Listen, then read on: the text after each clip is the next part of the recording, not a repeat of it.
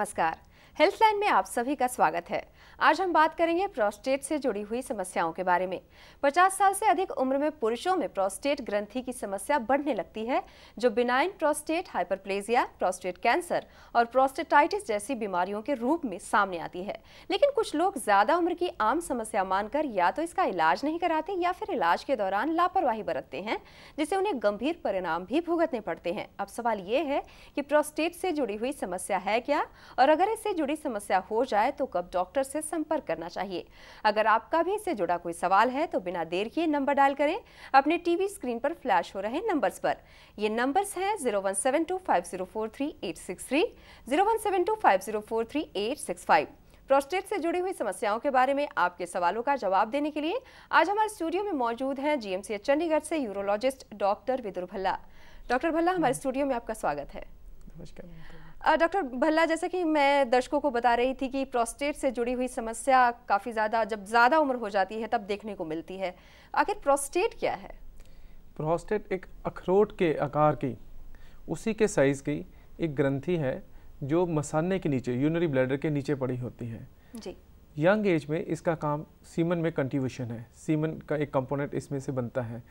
पर जो ही हमारी उम्र बढ़ने लगती है, जैसे आपने बोला 50 के आसपास, तो लगभग आधे पुरुषों को 50% ऑफ द मेल पॉपुलेशन, उनमें कुछ चेंजेस प्रोस्टेट में आनी शुरू हो जाती हैं और उसमें कुछ में ये सिम्टोमेटिक में कन्वर्ट हो जाती हैं जी। और ये जो प्रॉब्लम्स हैं, ये जैसे आपने शुरू में बताया, ये BPH बेनाइन प्रोस्टेटिक हाइपरप्लेजिया हो सकता है, जहाँ प्रोस्टेट कैंसर हो सकता है, जहाँ प्रोस्टेटाइटिस हो सकता है।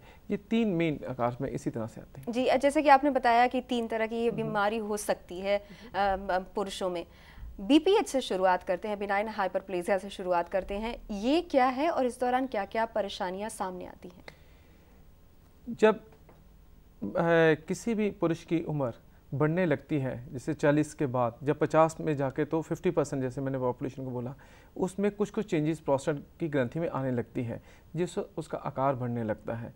जब उसका आकार बढ़ता है तो वो यूरिन पाइप को प्रेस करता है, जिससे यूरिन के सिम्टम्स आने शुरू हो जाते हैं, जैसे कि यूरिन का बार बार जाना, रात को बार बार यूरिन के लिए उठना, यूरिन की जो फ्लो है उसका कमज़ोर हो जाना, यूरिन रुक रुक के आना, यूरिन करने के बाद भी ऐसा लगना कि यूरिन पूरा खाली नहीं हुआ है, या फिर कभी यूरिन की इच्छा हो और एकदम भाग के जाना पड़ेगा, नहीं तो ऐसे लगेगा जैसे बीच में ही निकल जाएगा। जी, ये मेन इस तरह के सिम्टम्स आपने बताए। अगर इसका इलाज सही समय पर नहीं कराया गया तो क्या हो सकता है? अगर इसका इलाज हम नहीं कराते और ये धीरे धीरे बढ़ता जाए तो इनमें प्रोस्टेट में ये इन्फेक्शंस को लीड कर सकता है। जी। और दूसरी बात, प्रोस्टेट में कभी यूरिन रुक सकता है, जिसकी वजह से आपने देखा होगा कई बार पेशेंट का यूरिन रुक गया है, उसे एमरजेंसी में लेके आना पड़ता है, फिर एक कैथेटर डालना पड़ता है और फिर उसको सब्सिक्वेंटली इलाज करना पड़ता है। तीसरा, ऐसा हो सकता है कि अगर इसको फिर इलाज ना करें तो कभी किसी पेशेंट को यूरिन में ब्लड भी आ सकता है। जी। फिर किसी पेशेंट्स को मसाने में स्टोन्स बनने शुरू हो जाते हैं। जी। किसी को धीरे धीरे चेंजेस हो जाती हैं और उसका असर किडनीज तक भी आता है और किडनीज का काम भी कम हो सकता है, ये अगर बहुत ही कोई नेग्लेक्टेड पेशेंट हो जाए। जी। तो इस तरह के पेशेंट्स में जिस तरह से आपने कहा है कि अगर कोई डॉक्टर के पास सही समय पर नहीं जाता है तो इसका असर किडनी पर भी हो सकता है। जी जी, ये तो बात हो गई कि किस तरह से परेशानियों का सामना करना पड़ता है और इलाज ना कराया जाए तो क्या क्या हो सकता है। अगर किसी पेशेंट को ये समस्या है बिनाइन हाइपरप्लेजिया की, तो जब वो आपके पास आता है तो किस तरह के टेस्ट आप लिखते हैं? शुरू में सबसे पहले हम उसको जब पेशेंट आता है अपने सिम्टम्स बताता है कि उसको यूरिन किस तरह की प्रॉब्लम है, तो उसको हम IPSS स्कोरिंग कहते हैं या AUA स्कोरिंग कहते हैं, जिसमें हम ये देखते हैं कि उस पेशेंट को सीवियरिटी ऑफ सिम्टम्स कितनी है, इसकी ग्रेडिंग करते हैं। इसका स्कोर 0 से 35 तक होता है और फिर उसकी फर्दर डिफरेंशिएशन में माइल्ड, मॉडरेट या सीवियरिटी ऑफ द सिम्टम्स में हम ले लेते हैं। जी। उसके बाद हम पेशेंट को एक यूरिन फ्लो मीटर करने के लिए बोलते हैं, उसका फ्लो हमें टेस्ट हो जाता है कि कितना ज़्यादा है। तीसरा, यूरिन एनालिसिस, एक रूटीन यूरिन टेस्ट करते हैं, ये देखने के लिए उसमें कोई पस सेल्स हैं या कोई और किसी तरह की प्रॉब्लम तो नहीं है। फिर ब्लड के टेस्ट करते हैं, ये देखने के लिए कि किडनी के फंक्शन ठीक है, जिसे सीरम क्रिएटिनिन कहते हैं। और एक अल्ट्रासाउंड भी हम करते हैं, ये देखने के लिए कि किडनी यूरिनरी यूरेटर्स, ब्लैडर और प्रोस्टेट का क्या है, और यूरिन करने के बाद कितना यूरिन थैली में वापस रह जाता है। जी। इन टेस्ट करने के बाद हमें उसका एक पूरा सिम्पटम स्कोर बन जाता जी। है। आपने कहा है कि टेस्ट के दौरान हम ये भी देखते हैं कि पसल्स बने हैं नहीं, ये पसल अगर बन जाए तो क्या हो सकता है? पस सेल्स एक इंडिकेट करते हैं कि किस तरह की कोई इन्फेक्शन तो नहीं हो रही है। जी। और अगर कोई इन्फेक्शन हो रही है तो फिर उसको हम कल्चर सेंस कर सकते हैं। जी। एक टेस्ट और इसके साथ हम करते हैं जिसको हम बोलते हैं PSA, प्रोस्टेट स्पेसिफिक एंटीजन। ये भी एक ब्लड का टेस्ट है। जी।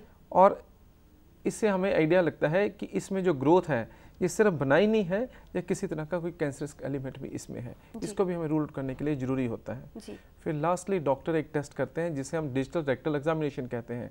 प्रोस्टेट को एक्चुअली फील करके ये देखा जाता है कि उसमें कोई नोड्यूल्स तो नहीं बन रहे। जी। इस तरह से इस टेस्ट तो क्या ऐसा हो सकता है कि बिनाइन हाइपरप्लेजिया के साथ साथ कैंसर सेल भी हों वहाँ? ये होता ही इस तरह से है क्योंकि सिम्टम्स दोनों के एक ही जैसे होते हैं। दोनों ही तरह के पेशेंट हमारे पास यूरिन सिम्टम्स के साथ प्रेजेंट करते हैं। और टेस्ट करने में, ये टेस्ट करने का मकसद ही ये है ये जानना कि ये बनाइन प्रोस्टेटिक हाइपरप्लेजिया है या कैंसर है, क्योंकि दोनों का ही ट्रीटमेंट बहुत ज़्यादा अंतर के साथ होता है। जी। जी। तो इन टेस्ट से हम ये जानते हैं। डॉक्टर, ये तो टेस्ट की बात हो गई, ट्रीटमेंट पे आते हैं। बिनाइन हाइपरप्लेजिया के ट्रीटमेंट की बात करते हैं तो उसके लिए क्या क्या ऑप्शंस हैं ट्रीटमेंट के लिए? क्या पहले दवाओं से ही ठीक हो जाता है या फिर आगे कुछ और करना पड़ता है? पिछले कुछ सालों में बहुत अच्छी मेडिसिन हमें अवेलेबल हो गई हैं। जी। जैसे मैं आपको बताया कि सबसे पहले हम स्कोरिंग सिस्टम में करते हैं। ये देखते हैं कि उसके जो सिम्टम्स हैं वो माइल्ड हैं, मॉडरेट हैं या स्वेयर हैं, उसके मुताबिक डिसाइड किया जाता है। माइल्ड और मॉडरेट में दवाइयों का असर ज़्यादा होता है।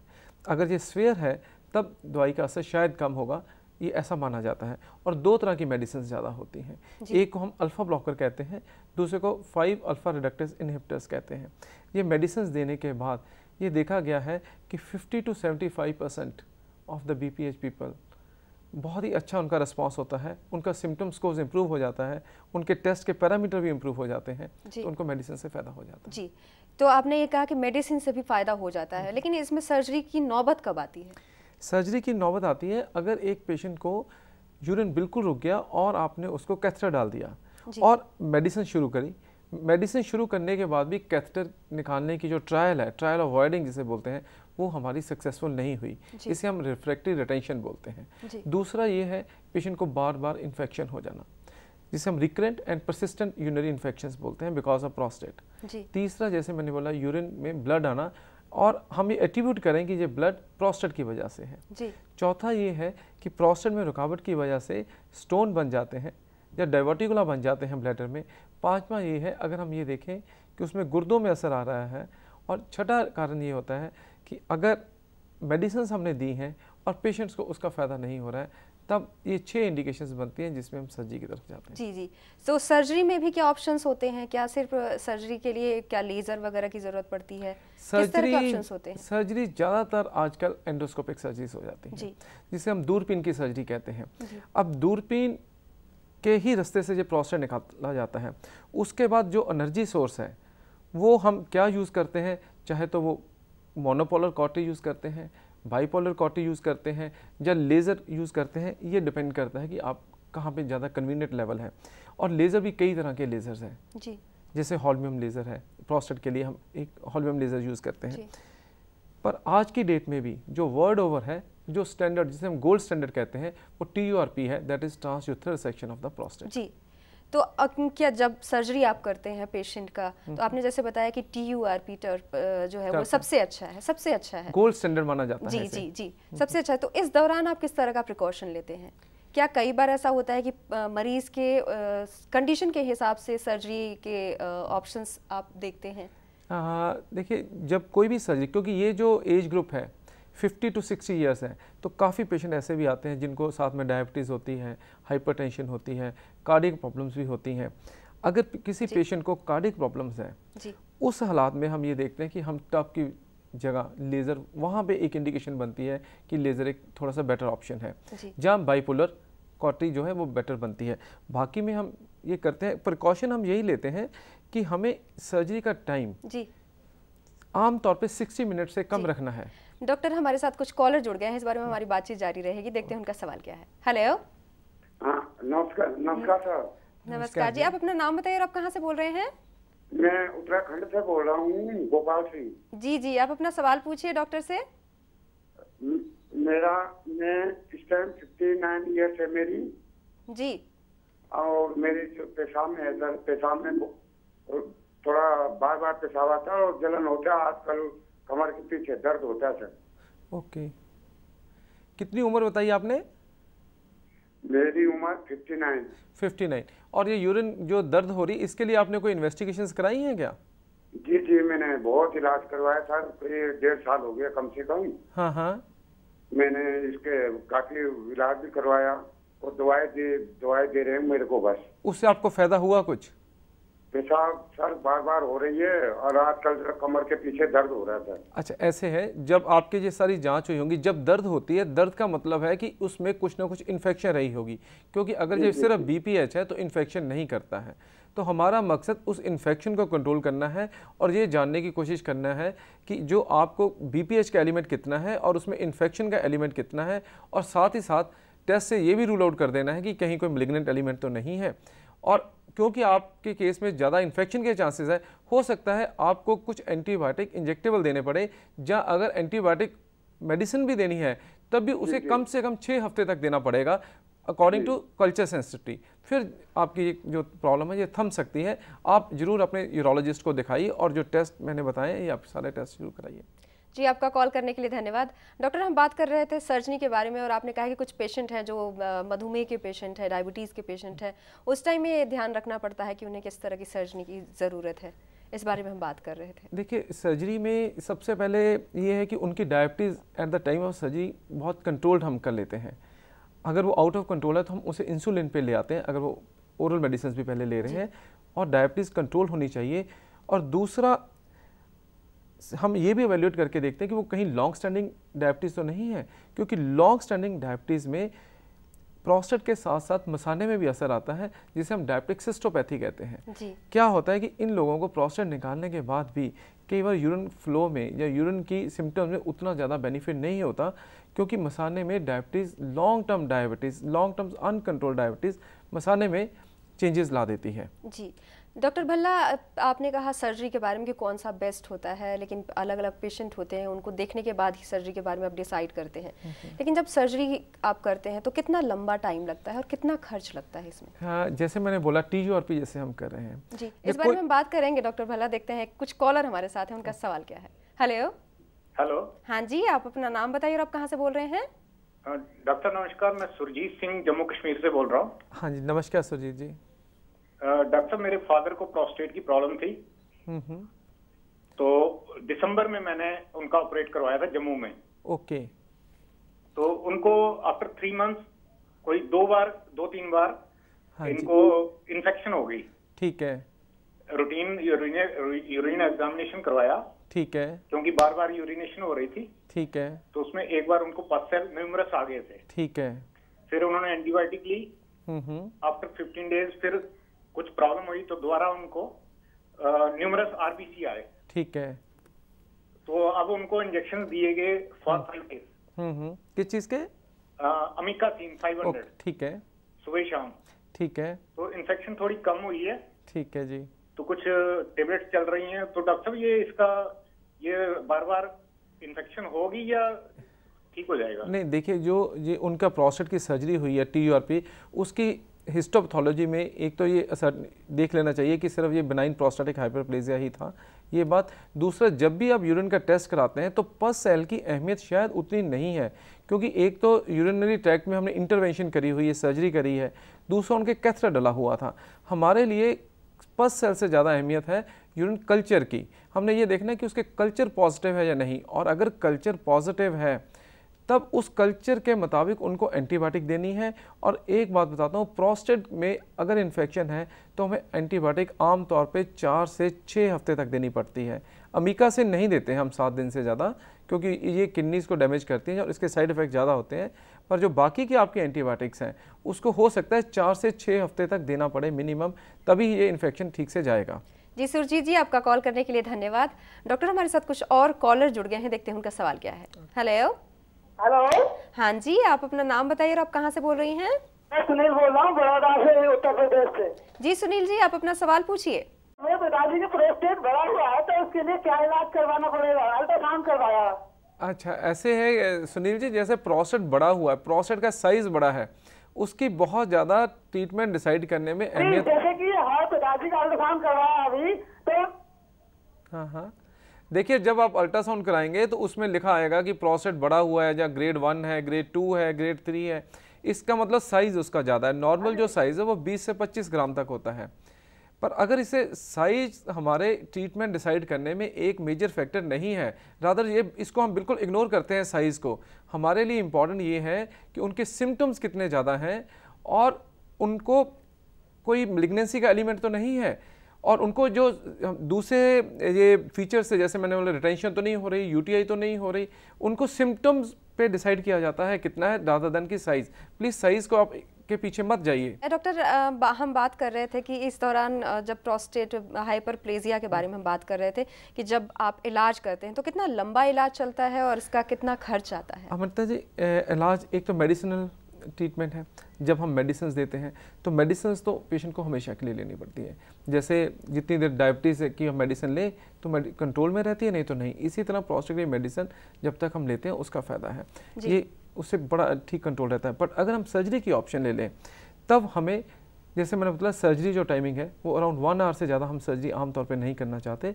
अगर उससे ज़्यादा बड़ा प्रोस्टेट है, 90 ग्राम से बड़ा प्रोस्टेट है, तो रिकमेंडेशन ये है कि आप एक ओपन सर्जरी करके प्रोस्टेट को निकाल दीजिए। रही बात खर्चे की, डिपेंड करता है गवर्नमेंट हॉस्पिटल में है या प्राइवेट हॉस्पिटल में है। गवर्नमेंट हॉस्पिटल में आमतौर पे 5 से 10 हज़ार के बीच खर्चा रहता है, जबकि प्राइवेट में हो सकता है इसी का खर्चा 30 से 50 हज़ार तक भी चला जाए। जी जी, ये तो हो गई कि किस तरह से आप कितना वक्त लगता है। सर्जरी होने के बाद, घर लौटने के बाद मरीज को किस तरह से प्रिकॉशन लेना चाहिए? क्या सर्जरी के बाद उनके सेक्सुअल लाइफ पर कोई असर पड़ता है? असर एक सबसे ज़्यादा पेशेंट को स्ट्रेनिंग नहीं करनी होती है किसी भी टाइम पे। और स्ट्रेनिंग का मतलब जब भी वो जोर लगाएंगे, चाहे वो स्टूल्स के टाइम हो, जब बहुत एक्सरसाइज करेंगे, स्टेनोस एक्टिविटी जो भी करेंगे, वहाँ पे उसका उससे ब्लीडिंग होने का डर रहता है जी। एक तो ये, दूसरा ये होता है कि पेशेंट को थोड़ा सा पानी नॉर्मल से ज़्यादा पीना है, और अगर उनको कोई इन्फेक्शन लगे, जब ब्लीडिंग लगे, तो तुरंत डॉक्टर के पास जाना है। सेक्सुअल लाइफ में थोड़ा सा फ़र्क तो डेफिनेटली पड़ता है, क्योंकि इसमें सीमन जो है उसकी एजैकुलेशन रेट्रोग्रेड हो जाती है जी। जिससे एक सेंसुअल जो प्लेयर है वो कम हो जाता है जी जी।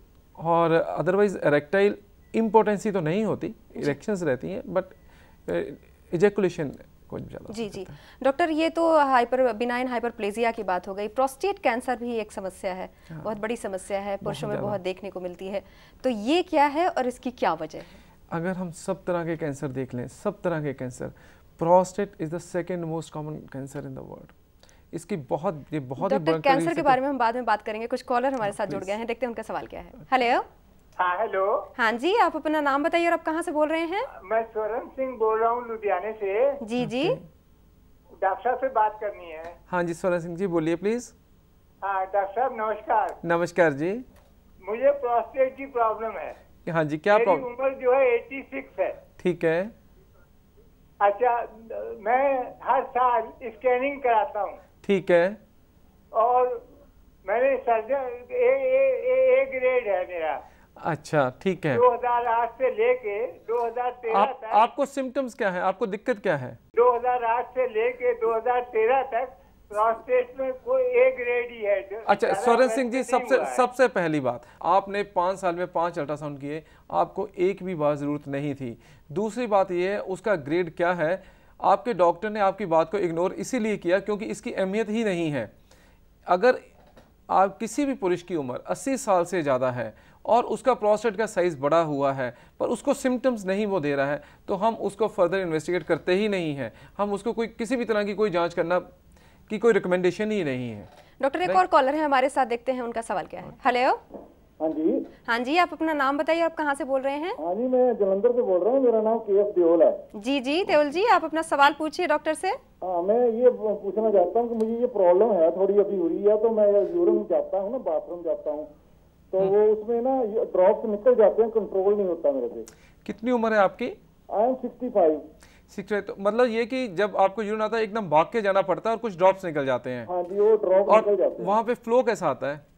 फ्लो तो ठीक है। फ्लो ठीक है, तो इसका मतलब इसे ओवर एक्टिव ब्लैडर कहते हैं। तो इसका रात को मुझे 3-4 बार जाना पड़ता है। देखिए फिर इसका मतलब आपको ओवर एक्टिव ब्लैडर है, जिसमें नॉक्ट्यूरिया बोलते हैं, रात को अगर ज़्यादा उठना पड़े, और अर्जेंसी के आपको सिम्टम्स है, और साथ में इनकॉन्टिनेंस भी है। इसके लिए भी आप एवेल्यूएशन कर लीजिए। इसका इलाज मेडिसिन देने से हो जाएगा। इसको डॉक्टर ने बोला ये 36.4 बोला उन्होंने, 36। इसमें अल्फा ब्लॉकर के साथ साथ पहले सबसे इम्पॉर्टेंट है कि इन्फेक्शन को रूल आउट कर दिया जाए, और अगर कोई इन्फेक्शन नहीं है तो दूसरा पानी की मात्रा कम कर दीजिए, खासकर पानी कम पीजिए, बहुत कम पीजिए। शाम को 6-7 बजे के बाद पानी कम पीजिए, क्योंकि जितना ज़्यादा पानी पिएंगे उतनी ही बार आपको रात को उठना पड़ेगा। ठीक है। तीसरी बात, इसमें मेडिसिन भी दी जा सकती है। मैं ये पूछना चाहता था, ये सेक्स प्रॉब्लम जो आती है इसमें, हाँ जी, जब हम दवाई बंद कर देंगे ठीक हो जाएगा, फिर ठीक हो जाएगी? आपकी दवाई जो अल्फा ब्लॉकर है उससे थोड़ी सी प्रॉब्लम आ सकती है, पर अगर आपको ड्यूटास्ट्राइड या फिनेस्ट्राइड दी है, उससे जो सेक्सुअल प्रॉब्लम ज़्यादा आती है, उस दवाई को कम करने से ये प्रॉब्लम ठीक हो सकती है। जी, आपका कॉल करने के लिए धन्यवाद। डॉक्टर, हम प्रोस्टेट कैंसर के बारे में बात कर रहे थे कि किन वजहों से ये समस्या होती है। देखिए, प्रोस्टेट की कैंसर के लिए हम एक पर्टिकुलर चीज़ को पिन पॉइंट नहीं कर सकते ये क्यों है। उसके कुछ फैक्टर्स हैं। जैसे एक फैक्टर है जेनेटिक फैक्टर्स। अगर किसी के पेरेंट को, फादर को, जब पैटर्नल साइड में किसी को कैंसर रहा है, तो फिर ये आम पुरुष के मुकाबले में उसे 2 से 3 गुना ज़्यादा चांसेस होते हैं कैंसर होने के। दूसरा कारण जो है हार्मोनल है जी, जो हार्मोनल इम्बैलेंस होता है, टेस्टोस्टेरोन डिपेंडेंट ये कैंसर है। तीसरा जो कारण है वो केमिकल्स हैं, जिसमें पर्टिकुलरली कैडमियम को कहा जाता है कि ये है। स्मोकिंग एक और कारण है। कुछ इसको फैक्टर्स, इन्फेक्शंस भी हो सकती हैं, वेनेरियल इन्फेक्शंस हैं, ये भी एक कॉज हैं। ये सब के सब एट्रीब्यूट कर सकते हैं, एक चीज़ को पिन पॉइंट करना मुश्किल है। जी डॉक्टर भल्ला, हमारे पास वक्त काफ़ी कम है। हमने प्रोस्टेट बिनाइन हाइपरप्लेजिया के बारे में बात की, प्रोस्टेट कैंसर के बारे में बात की। इन दोनों के बारे में हमारे जो दर्शक हैं उनको छोटे शब्दों में एक प्रिकॉशन के बारे में बता दीजिए। प्रिकॉशन के बारे में ये है कि जब भी किसी पुरुष को, जैसे 50 साल के आसपास, अगर उसको यूरिन के सिम्टम्स होते हैं तो उसे डॉक्टर के पास जाके एक एवेल्यूएशन करनी चाहिए। जहाँ मैं तो कहता हूँ एक बार रूटीन में भी एवेल्यूएशन कर लेनी चाहिए, जिसमें कि एक डिजिटल डॉक्टर प्रोस्टेट को एक्चुअली एग्जामिन करते हैं यूरोलॉजिस्ट, और दूसरा PSA टेस्ट होता है। वो करवाने से हमें ये पता चल जाता है कि ये बिनाइन प्रोस्टेटिक हाइपरप्लेजिया है या मैलिग्नेंसी है, और फिर उसके मुताबिक हम उसका जल्दी ट्रीटमेंट हम कर सकते हैं। जी।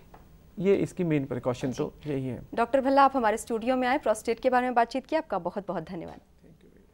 तो ये था प्रोस्टेट की समस्याओं से संबंधित आज का हमारा हेल्थलाइन कार्यक्रम। उम्मीद है कि आपने आज के इस कार्यक्रम को ध्यान से सुना और देखा होगा, और डॉक्टर भल्ला के द्वारा दिए गए सुझाव को ध्यान में रखकर अब आप अपना खास ख्याल भी रखेंगे, तभी आप अपने आप को स्वस्थ रख पाएंगे। तो कैसा लगा आज का हमारा हेल्थलाइन कार्यक्रम, हमें ज़रूर लिखें।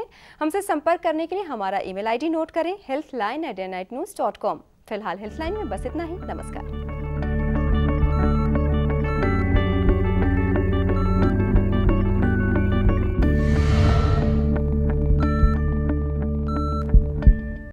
खबरों की दुनिया में आइए, हमारे साथ कहीं भी और कभी भी जुड़िए। हम मिलेंगे फेसबुक पर, हम दिखेंगे यूट्यूब पर, हमें फॉलो कीजिए ट्विटर पर। खबरों के साथ बने रहिए रात दिन।